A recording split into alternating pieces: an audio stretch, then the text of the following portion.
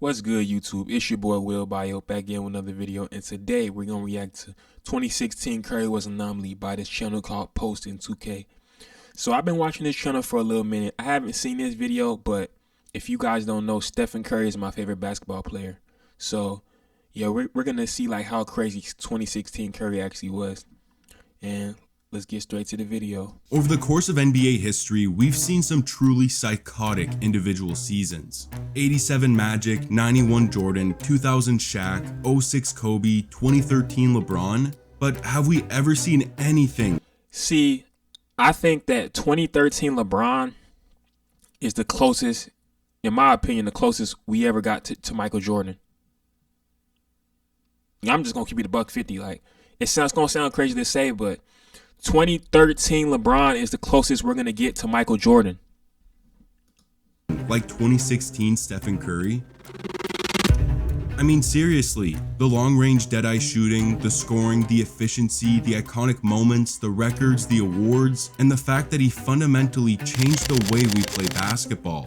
Although it didn't end how he wanted it to, Steph impacted the NBA unlike any player we've ever seen. So here's the story of 2016 Stephen Curry, or as I like to call him, the Anomaly. Steph's iconic 2016 season was fueled by what happened just a year prior.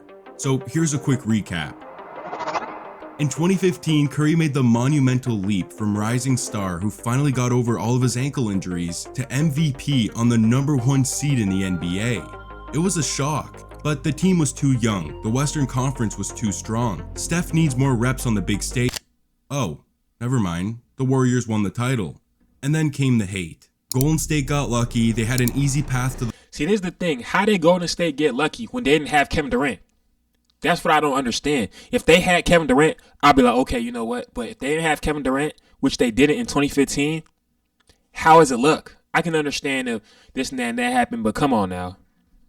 Like, single one of their playoff opponents had a major injury. Drew Holiday, Mike Conley, and Tony Allen, Patrick Beverly, and Dwight Howard, Kevin Love, Kyrie Irving. Okay, the last one maybe, but everything else, those players wouldn't have. Come on, bro. Let's be real. Drew Holiday defense, okay, but still, they would have beat the Pelicans. They would have still beat the Grizzlies. They would have still beat the Rockets. The Cavaliers, they probably would have still beat the Cavaliers, but it probably would have been a lot closer than it should have been. So that's the only one I can say, but they still would have won. Come on now. The finals, and Curry didn't even win the finals MVP. That was the conversation around Steph and his squad headed into the 2016 season. The belief being that they were just a one-hit wonder. So in an interview before the season, Curry responded to the noise. I apologize for us being healthy. I apologize for us playing who was in front of us. Apologize for all the accolades we received as a team and individually. I'm very truly sorry, and we'll rectify that situation this year. And rectify he did. On opening night, the Warriors raised their 2015 championship banner as a final middle finger to their doubters. And then during the game, Steph hit them with one more. Open shot for Curry. Bang! Curry facing a triple team, fires and hit. Here comes Curry. Curry all the way. Curry is open for three. Yes. Curry getting off to the terrific start. Wants the foul. And a count. Here's Thompson on the left wing. Curry pulls it up. And three. I'd say he rectified the situation in the first game of the season. 40 points in 35 minutes, including 24 of those in the first quarter. The message sent by Curry was clear. Last year was no fluke. 2 nights later, they'd face the Pelicans again, and Steph put on a show. Through the first half, he had 15 points, a couple threes, and a few assists. But then in the third, he turned into a psycho. No-look dimes, deep off-balance triples, a behind-the-back hop-step layup, and a sidestep and 1-3 to cap off a nuclear 28-point quarter. We were just a few games into the season, and this dude was Oh, man, what they gonna say now, man? What they gonna say? Stephen Curry has literally proved why being skinny and small and short doesn't matter.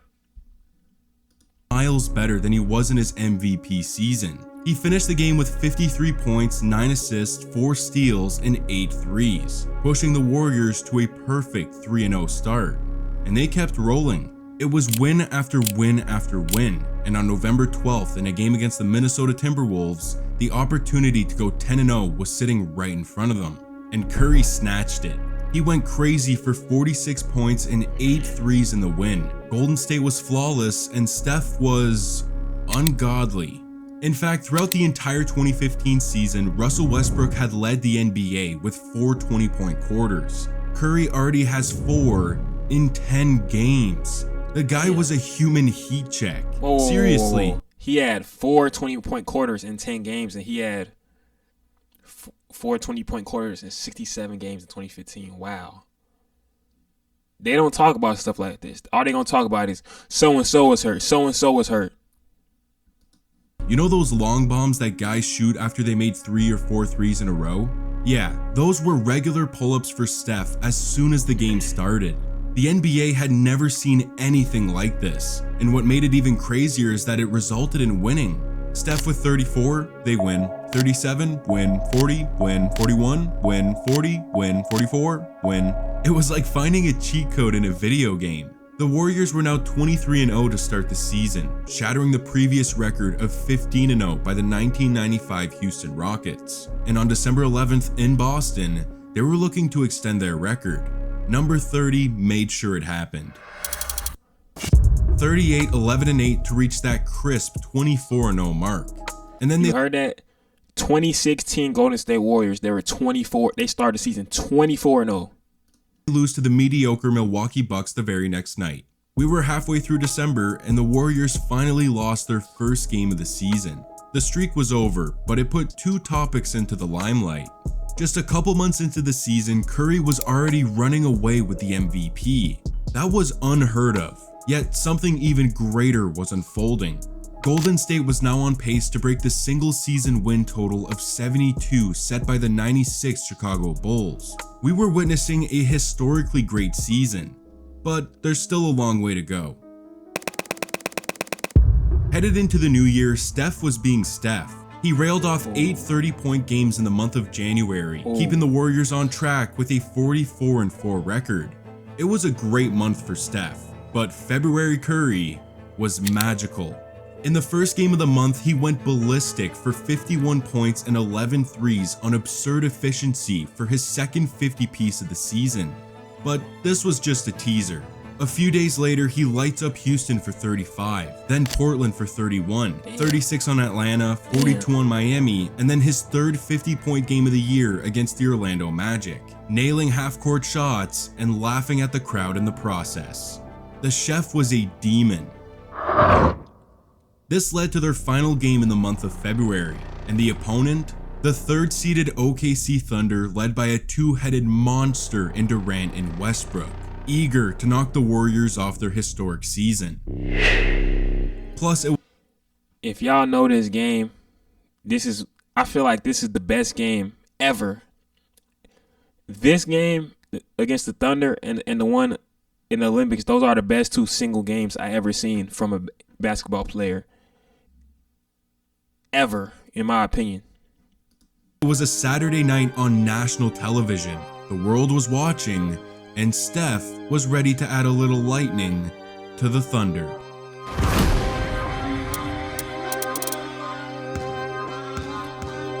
Curry fires away. Bang! Curry from the corner. Bang! Curry, long distance. Puts it in. Stephen Curry with another. Especially shooting Curry for 3. Crossover, step back, 3-pointer. Curry from downtown. Puts it in. Stephen Curry. Defensive plays. Curry for 3. Nails it. They do have a timeout. Decide not to use it. Curry way downtown. Bang! Right in their face. Right in their face. Right in their face. Right in their face. The chef served up a nasty 32-foot game winner for one of the most iconic moments in NBA history, and tag on 46 points, tying the league record with 12 threes in the game on 75% from downtown. If the MVP wasn't already locked up, it is now. In fact, during the game, Curry broke the NBA single season record for threes made, and we're only in February. Wow. From this point on, the Warriors were on the hunt to beat that 72-win mark by the 96 Bulls, and they were right on track until they hit the final week of the season. After a loss to the Minnesota Timberwolves, Golden State was 69-9 with 4 games remaining in the season. They had to be perfect to break the record. First off, they'd face the 67-win San Antonio Spurs, beating them by double digits, and then squeezing by the Grizzlies with a 1-point win. 2 down, 2 to go. But the next game was a big one. A rematch against the Spurs in San Antonio, which was damn near a death sentence because the Spurs hadn't lost at home all season long. They were 40-0, and with the Warriors on the verge of history, something had to break. But I'll tell you what, it wasn't Steph. Curry torched the Spurs for 37-5-5, giving them their first home loss of the season. This was huge, which leads us to the final game of the year at home against Memphis. Win and get the record, lose and tie the Bulls. But I mean, let's be real, Steph wasn't going to disappoint. Finds Curry, open three, puts it in. So Jordan was ready for 15. Butler for 10, and Curry. Oh my goodness. He different, man. Curry again. They play differently than a lot of teams now in the league. Old-fashioned ways, Curry does it. 400 three-pointers in a season. It's official, number 73. The greatest regular season in NBA history now belongs to the 2016 Golden State Warriors. 46 points, 10 threes, and the Warriors are the winningest regular season team in league history at 73-9. Truly a historic season. In fact, during this game, Curry surpassed 400 threes made on the season, 402 to be exact, on 45.4% from downtown, which is beyond insane because if we look at the three-point rankings during that 2016 season, no one is in the vicinity of his combination of volume and efficiency. And not only was he the first to surpass the 400 threes made mark, but he was also the first player to crack the 300 mark. It was insane. And even with the increase in threes over the last half decade, no one has sniffed him since. Not even himself.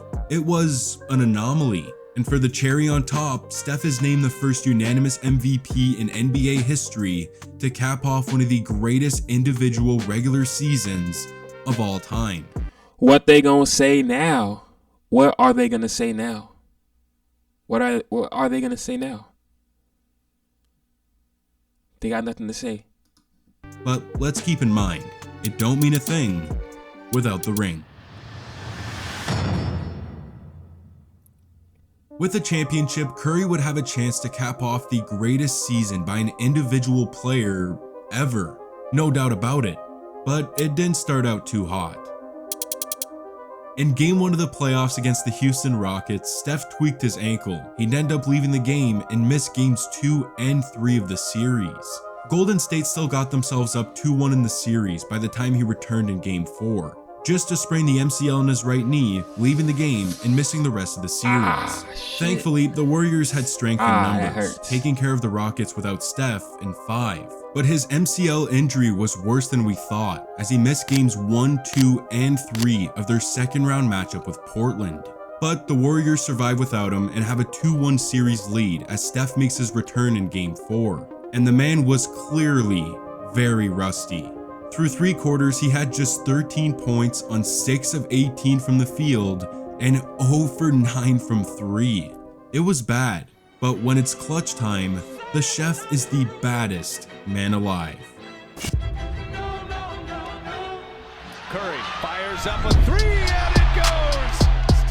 Curry, long 2 is good for Curry. Plumlee and pick and rolls in there. Steph and Curry to their lead now.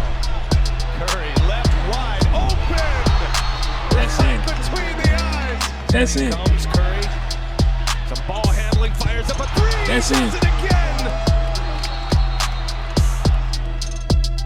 The MVP showed up late, scoring 10 in the fourth, and then an NBA record 17 points in overtime to finish the game with 49-8 while letting the world know he was back. The Warriors crushed the Blazers in 5, moving on to the Western Conference Finals against the OKC Thunder. And through the first 4 games, Steph and the Warriors were at their worst. He was averaging just 24 points on below average efficiency that we're not used to seeing from the MVP, and the team followed suit. Golden State lost game 1, bounced back in game 2, and then got blown out in games 3 and 4 in OKC. And now all of a sudden, their back is against the wall, down 3-1 in the series. A comeback that has only been accomplished 9 times in league history would have to be pulled off. Which is honestly some great news because Steph and the Warriors have been all about making history this season. In Game 5, Curry bounced back, 31, 7, 6, and 5 to survive and force a Game 6, where the man answered once again, 31, 10, and 9 alongside a 41-point nuke from his splash bro to miraculously force a Game 7. And this is the thing, Klay Thompson is one of the most underrated players in NBA history. They don't understand how good Klay Thompson was too back then.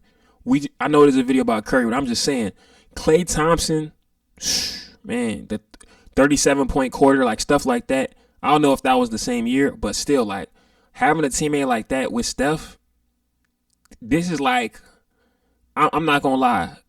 I still, in my opinion, I feel like outside of the KD Warriors, this probably like those are the 2 best teams the 2 best shooting teams ever. And at home, the babyface turned into an assassin. Met by the switching Adams. Curry fire. Yes. Double. One here on the road. And 1. Got the step. Curry on a step back. Ooh. 21. Here's Curry. Yes. Using some of the front. And he fires.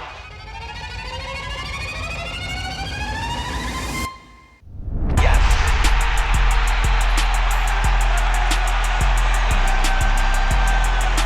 So The Warriors do it by becoming only the 10th team out of 233 to win a best-of-7 series while trailing 3 games to 1.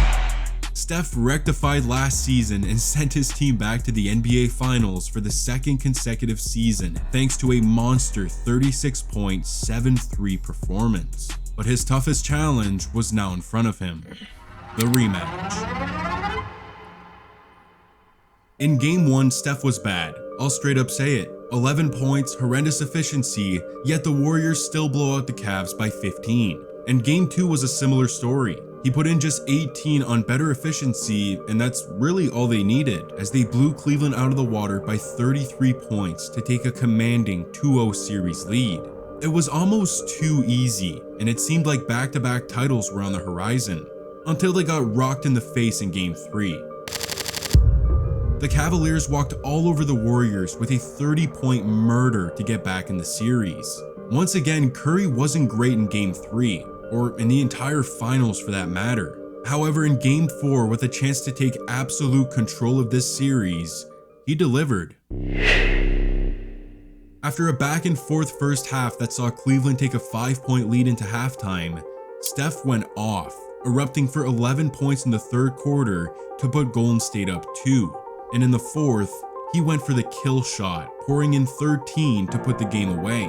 When they needed him the most, he showed up. Steph and the Warriors take a 3-1 series lead, and I think we all know the history. It's a deficit that no team has ever come back from in the finals. But like I said earlier, the Warriors have been all about making history this season, and that goes both ways. In Game 5, Steph struggled with his shot, and they have to go back to Cleveland for a Game 6. A controversial Game 6. Halfway through the first quarter, Steph got hit with 2 fouls, and he couldn't believe it. In the second quarter, he got hot for 15 points, but picked up another foul in the process. 3 more, and he's gone. In the third quarter, Curry got dinged for another, and in the fourth, it went south. On what was a... See, this is what I feel like, and I don't know if other people want to agree with me, but I don't really care if you agree with me or not. You know, this is my channel, but the 2016 NBA season was the most rigged NBA season of all time. Crystal clear swipe and steal of Kyrie's dribble, Steph shockingly got hit with his 5th foul. And with What? That's a foul? Oh yeah, it's rigged. I told y'all. That was a foul? Hold on real quick. Bro. With his 5th foul. On what was a crystal clear swipe and steal of Kyrie's dribble. I be telling y'all. I used to watch sports when I was a baby, damn near a baby. I know what's cheating and what's not in sports, bro. Whether it's college football, college basketball, NBA, I know it's cheating. That is cheating. It was set up for the Warriors to win, but in the finals,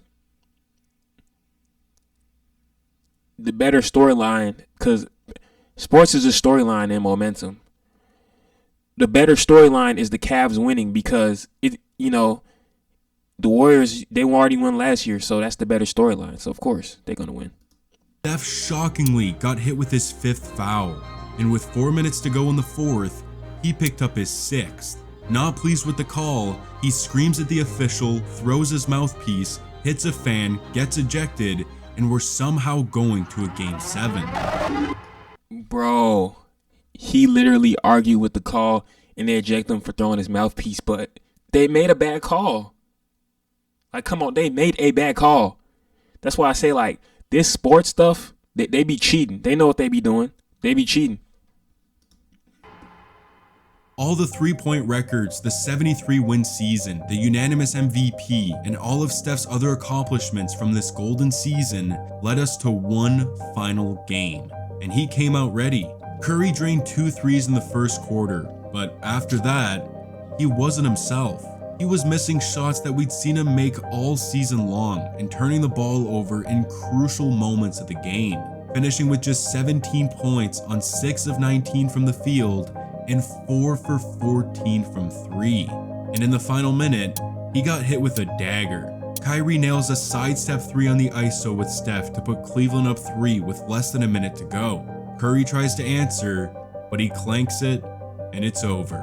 One of the greatest individual seasons of all time crashed and burned with all eyes on him in the final game of the season. Maybe Stephen Curry really is just a one-hit wonder. I can't do it, baby. Oh, I've tried so hard, but I just can't do it, baby, no.